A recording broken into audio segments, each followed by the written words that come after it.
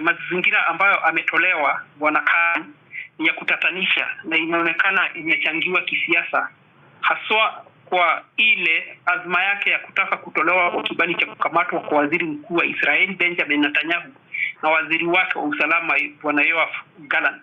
Kwa hayo unayosema, kesi zinazoendelea kama ile ya Gaza na Ukraine na nyinginezo zinaweza kuathirika kwa kiwango gani baada ya kuondolewa kwake? Unaona, kesi za Gaza zinaweza pata pigo kubwa, kwa sababu unaona Israel na Netanyahu ni washirika wakuu wa Marekani, na unajua Marekani huchanga kiasi kubwa sana cha pesa katika mahakama ile, ingawa wao sio wanachama. Kwa muda mrefu, kwa kuzingatia hilo, kwa muda mrefu ICC imekuwa ikosolewa na baadhi ya mataifa makubwa likiwemo hiyo Marekani.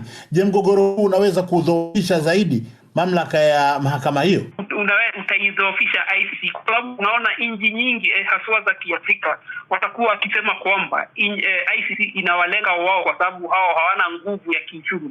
Lakini kama kungekuwa na utaratibu, nafikiria kuondolewa kwa Khan, baraza la Umoja wa Mataifa ile tunaita kwa Kiingereza Assembly of State Nations, ile baraza la nchi wanachama wa ICC, wangelichunguza swala hili na kuchukua hatua mwafaka. Kwa mtazamo wako sasa, changamoto kubwa zaidi kwa ICC kwa sasa ni nini? Uongozi mpya, shinikizo la kisiasa, au kurejeshwa kwa imani ya umma?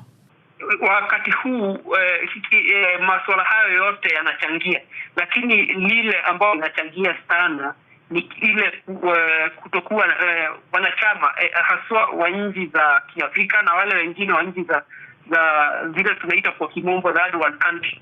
Unaona kwamba watakuwa hawana imani na ile mahakama, kwa sababu wanakuwa wakisema nchi ambazo zina nguvu za kiuchumi kama Marekani na Israeli hawachukuliwi hatua, hata sisi kwa nini tunachukuliwa hatua? Kwa hivyo kutakuwa na ule mgawanyiko wa mtazamo wa kimataifa kuhusu mahakama hii. Karim Khan mwenyewe baada ya uamuzi huu atakuwa na nafasi gani sasa?